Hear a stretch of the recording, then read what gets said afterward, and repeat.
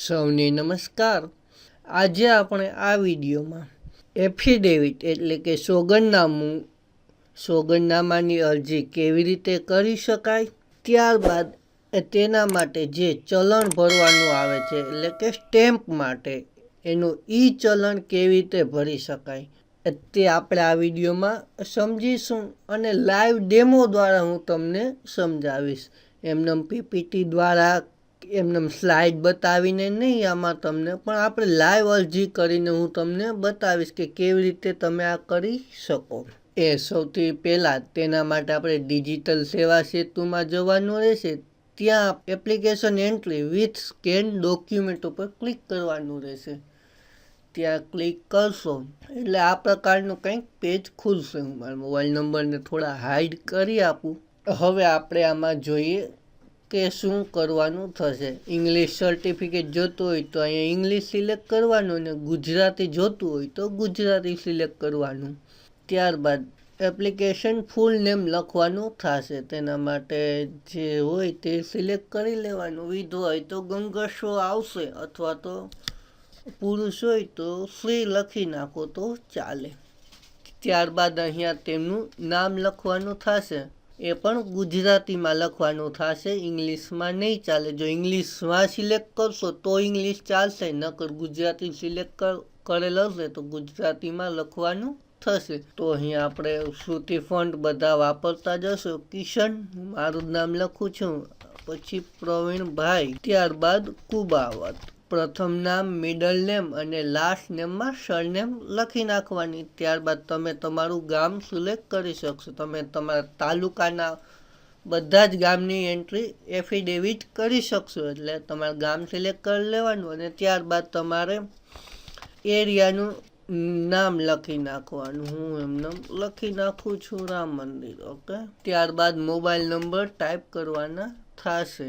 Mobile number હું છેલ્લે type કરીશ, અત્યારે ટાઈપ નથી કરતો, સોરી। આ નંબર આવતા હતા એ મારા નંબર નથી એટલે ખોટો કોલ ન કરતા, બીજા નંબર છે।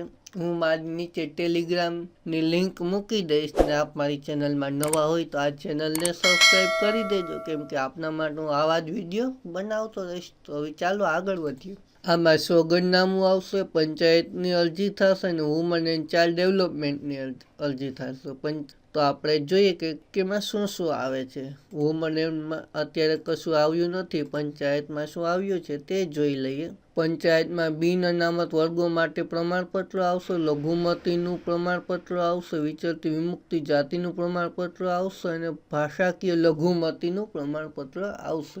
એટલે આટલા પ્રમાણપત્રો, જે આપણે કહીએ જાતિનું પ્રમાણપત્ર, એટલા પ્રમાણપત્રો આપવામાં આવશે। એના માટેનો વિડીયો હું પાછો બનાવીશ। જો આપની જરૂર હશે તો મને નીચે કોમેન્ટમાં આપ જણાવજો, તો હું એના માટે વિડીયો બનાવવાનો પ્રયત્ન કરીશ અલગથી। હવે આપણે સોગંદનામાનું, આટલા સોગંદનામા થઈ શકે છે। તમે જોઈ શકો છો કે આવક અંગેનું સોગંદનામું, વિધવા સહાય અંગેનું સોગંદનામું, રેશન કાર્ડ અંગેનું સોગંદનામું, જાતિ અંગેનું સોગંદનામું અને નામ બદલવા માટેનું સોગંદનામું। બીજું એક ઓપ્શન જે પહેલા હતું તે અત્યારે હવે નીકળી ગયું છે, તૈયાર સોગંદનામું। મેં એક અગાઉ કરેલ હતું તૈયાર સોગંદનામું, તે હવે નીકળી ગયું છે। હવે એટલા જ આપણે સોગંદનામા થશે, બીજા સોગંદનામા નહીં થાય। આપણે આવક અંગેનું સોગંદનામું ક્લિક કરશું એટલે એને સ્ટેમ્પ ફી ને બીજું બધું આવી જશે ને સેવ કરી લેવાનું રહેશે। સેવ કરશો એટલે એક પોપઅપ મેસેજ આવશે। પોપઅપ મેસેજમાં એપ્લિકેશન નંબર લખેલા હશે, એ પોપઅપ મેસેજની અને એક અરજીની પ્રિન્ટ આવી જશે। અરજીની પ્રિન્ટ તમે પ્રિન્ટ કરો તો પણ ચાલે, ન કરો તો પણ ચાલશે। ત્યારબાદ હવે એ થઈ ગયા બાદ ડિટેલ એન્ટ્રીમાં આપણે જઈએ। ડિટેલ એન્ટ્રીમાં મેં અગાઉ વિધવા સહાય અંગેનું આવક સોગંદનામાની અરજી કરેલ હતી, તેમાં ડિટેલ એન્ટ્રીમાં જઈએ તો અહીંયા એપ્લિકેશન નંબર સિલેક્ટ કરી લેવાના રહેશે। અગાઉ વિધવા સહાય અંગેનું સોગંદનામા માટે મેં કરેલ હતું તો એપ્લિકેશન નંબર સિલેક્ટ કરી લ્યો। એટલે જે તમે પહેલા પેજમાં જે એન્ટ્રી તમે ભરી હોય, ફિલઅપ કરી હોય તે બધી અહીંયા ઓટોમેટિક આવી જશે. તમને બધાને ખબર જ છે, એટલે બહુ સમય નહીં બગાડું. તમારે કોઈ પણ સોગંદનામું કરવું હોય, પેલું પેજ તો બધાને સેમ જ રહેશે. અહીંયા થોડો ઘણો બધાને ફેરફાર થશે. અહીંયા ત્યારબાદ હસબન્ડ નેમ લખવાનું થશે, તો અહીંથી કોપી કરીને તમે અહીંયા પેસ્ટ કરી શકો અને એજ જે અરજી કરનાર છે તેની એજ લખવાની થાય છે. અહીંયા હું કોઈ એક એમને સિલેક્ટ કરી દઉં છું. ત્યારબાદ તાલુકો અને ગામ તમારે લખવાનું થશે. અને હવે ઓક્યુપેશન એ ફરજિયાત છે. ઓક્યુપેશન એટલે કે તે ધંધો શું કરે છે, તેનો વ્યવસાય એટલે ઓક્યુપેશન થશે. ખેતી કરે છે, ખાનગી નોકરી કરે છે કે શું કરે છે. તો આમાં મોટી ઉંમર થઈ ગઈ તો એ કશું કંઈ કરતા ન હોય તો તેના માટે કંઈ છે નહીં, તો આપણે ઘર કામ કરી નાખીએ તો ચાલે. ત્યારબાદ હસબન્ડને ડેથ એટલે કે તેમનું મરણ તારીખ અહીંયા લખવાની છે. આપણે વિધવા સહાયનું ફોર્મ ભરીએ છીએ તો એમના હસબન્ડનું ક્યારે મરણ થયું પતિનું તે લખવાનું થશે. અને ટોટલ ઇન્કમ સર્ટિફિકેટમાંથી તે ઇન્કમ લખવાની થશે. ત્યારબાદ ઇપિક નંબર એટલે કે ચૂંટણી કાર્ડ નંબર લખવાનો થશે અને અહીંયા વેરીફાઈ ઉપર ક્લિક કરવાનું થશે. આ વેરીફાઈ હજી થતું નથી. ત્યારબાદ રેશન કાર્ડ નંબર અહીંયા લખવાના થશે અને વેરીફાઈ ઉપર ક્લિક કરવાનું થશે. ત્યારબાદ એક ફોટો અપલોડ કરવાનો થશે. ફોટામાં અહીંયા ઇન્સ્ટ્રક્શન લખેલા જ છે, please upload photo of 60 KB size only, એટલે કે તમારે 60 KB નો ફોટો જ અપલોડ કરવાનો છે. 60 KB થી મોટો ફોટો હશે તો તે અપલોડ નહીં થાય. બ્રાઉઝરમાં જઈ સીધું તમે જ્યાં ફોટો હોય ત્યાં તમારે વહી જવાનું. ડાઉનલોડમાં મારો ફોટો મોસ્ટ ઓફ બધાને હોય તો એ ફોટો અહીંયાથી સિલેક્ટ કરી લેવાનો. તમે કર્સર રાખશો એટલે કેટલા કેબીનો છે અહીંયા બતાવી દેશે. તમે જોઈ શકો છો 54.8 KB છે. સિલેક્ટ કરીને ઓપન કરશો એટલે અહીંયા અને અપલોડ કરી લેવાનો. અપલોડ થઈ જશે. ત્યારબાદ સેવ આપી દેવાનું. સેવ આપી દેશો એટલે એપ્લિકેશન નંબર તમારા પંચાયતના એપ્લિકેશન નંબર પેલામાં એપ્લિકેશન નંબર આવશે તે જનરલ આવશે અને અહીંયા પંચાયતના આવી જશે. સેવ આપી દીધું. ત્યારબાદ આપણે આવકનો દાખલો જેવી રીતે સેન્ડ કરીએ છીએ તેવી જ રીતે બધી એપ્લિકેશન સેન્ડ કરી દેવાની. અહીંયા તમે જો ક્લિક કરી અહીંયા એપ્લિકેશન જેટલી હોય એટલી બધી ક્લિક કરી અને સેન્ડ આપી દેવાનું. સેન્ડ આપી દેશો એટલે તમારા તલાટીની આઈડીમાં એપ્લિકેશન છે તે વહી ગઈ છે. હવે અહીંયાથી હું લોગ આઉટ કરીને પાછું લોગિન થઈ જાઉં છું તલાટીની આઈડીમાંથી. તો આપણે તલાટીની આઈડીમાં પહોંચી ગયા છે. તો હવે આપણે એમાં એપ્લિકેશન પહેલા રિસીવ કરવી જોશે. કોઈ પણ આ વસ્તુ કોઈ મોકલે તો એને લેવી તો પડે. પેલા આપણે લઈ લીધી. તો હવે ડિટેલ એન્ટ્રીમાં જવાનું રહેશે. ડિટેલ એન્ટ્રીમાં આવક અંગેનું સોગંદનામું, વિધવા સહાય અંગે આવકનું સોગંદનામું આવી ગયું છે. અહીં એપ્લિકેશન નંબર સિલેક્ટ કરવાના રહેશે. એપ્લિકેશન નંબર સિલેક્ટ કરશો એટલે બધી ડિટેલ જે ફિલઅપ આપણે કરી હતી તે બધું આવી જશે. અને હવે આપણે જેમ આવકનો દાખલો એપ્રૂવ કરીએ તેવી રીતે આમાં પણ એપ્રૂવમાં જવાનું રહેશે.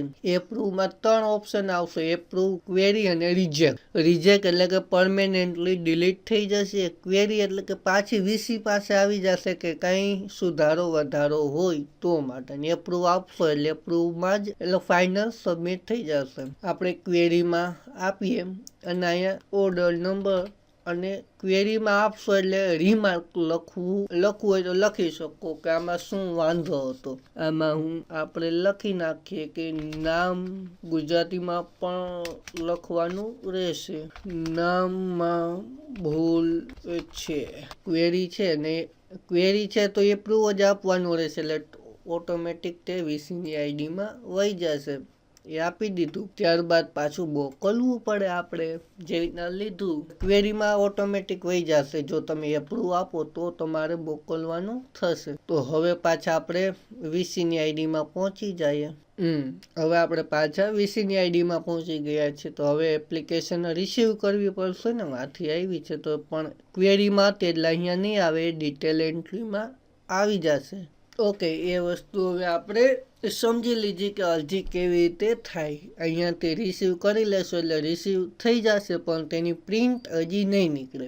પ્રિન્ટ કાઢવા માટે આપણે પાછું જેવી રીતે પેલું ફોર્મ ભર્યું હતું એવું જ પાછું ફોર્મ ભરવાનું રહેશે. હું પાછું એ વસ્તુ નથી કહેતો. એમાં ફક્ત ફેરફાર એટલો થશે કે અહીંયા સોગંદનામું આવશે અને સોગંદનામામાં ઈ ચલણ આવશે. આપણે જે અરજી કરી તેનું ઈ ચલણ આપણે ભરવું પડશે અને પાછું સેવ કરી દઈશું એટલે પાછી એક અરજી નંબર આવશે ને એની પણ પ્રિન્ટ નીકળશે. જે જરૂરી નથી, તમારે કાઢવી હોય તો કાઢી શકો. ઈ ચલણ અહીંયા સિલેક્ટ કરી લેવા. અહીંયા પેલા પેજમાં તો ડિટેલ બધાને સેમ જ રહેશે, નામ, મિડલ નેમ, લાસ્ટ નેમ, ગામ, મોબાઈલ નંબર ને એડ્રેસ, એટલી વસ્તુ. અને ઈ ચલણ અહીંયા પાછું આપણે તેનું સ્ટેમ્પના પૈસા ભરવા માટે સિલેક્ટ કરવાનું થશે. ત્યારબાદ પાછું આપણે ડિટેલ એન્ટ્રીમાં જવાનું. ડિટેલ એન્ટ્રીમાં જશો એટલે અહીંયા ઈ ચલણમાં તમે જોઈ શકો છો કે એક આવી જશે. ઈ ચલણમાં એક આવી જાય ત્યાં ડિટેલ એન્ટ્રીમાં ક્લિક કરવાનું રહેશે. અહીંયા આપણે એની એપ્લિકેશન નંબર સિલેક્ટ કરી લેવાના. એપ્લિકેશન નંબર ખાસ તમે બધાના અલગ અલગ આવશે એટલે વધારે એન્ટ્રી હોય તો કન્ફ્યુઝ ન થતા એવું હોય તો પ્રિન્ટ કાઢતા રહેજો. આગળ પાછળ કાઢી લેશો તો પણ ચાલશે. ત્યારબાદ સર્વિસમાં કે કેના માટેનું સર્વિસ હતું તે અહીંયા સિલેક્ટ કરવાનું રહેશે. આપણે affidavit of widow A select કરવાનું રહેશે. અહીંયા ગુજરાતીમાં નહીં આવે, ઇંગ્લિશમાં જ આવશે. ત્યારબાદ એપ્લિકેશન નંબર બધાના અહીંયા બતાવે છે એટલે થોડું એ ધ્યાન રાખીને નામ વાંચીને કરજો. ત્યારબાદ સેવ આપવાનું થશે ને સેવ આપ્યા બાદ અહીંયા ગો ટુ સાયબર તિજોરીમાં આપવાનું થશે. સાયબર તિજોરી અત્યારે હજી ચાલુ નથી થઈ એટલે મને એમ છે કે સરકારી તિજોરી છે સાયબર તિજોરી, એટલે 11 થી 5 જ લગભગ આ વસ્તુ પોસિબલ હોય અથવા તો સર્વર એરર હોય તે આપણે જોઈએ. એટલે કે આ વિડીયો છે આપને મોડો મળશે. અત્યારે તમે ટાઈમિંગ જોઈ શકો છો, લોગિન ટાઈમિંગ 27/11 આજની તારીખ ને સમય સવારે 7:01 એટલે 20 સેકન્ડ. એટલે સવારના 7 વાગ્યા છે એટલે લગભગ આ નહીં ખુલે એટલે હું પાછો 11 વાગે ટ્રાય કરું ને આપણે આ વિડીયો 27 તારીખે બપોર પછી મળશે. ટ્રાય કરીએ, જો 11 વાગે બની જાય તો ઠીક છે, નકર આ જ ક્વેરી સાથે પાછો વિડીયો મૂકીશ.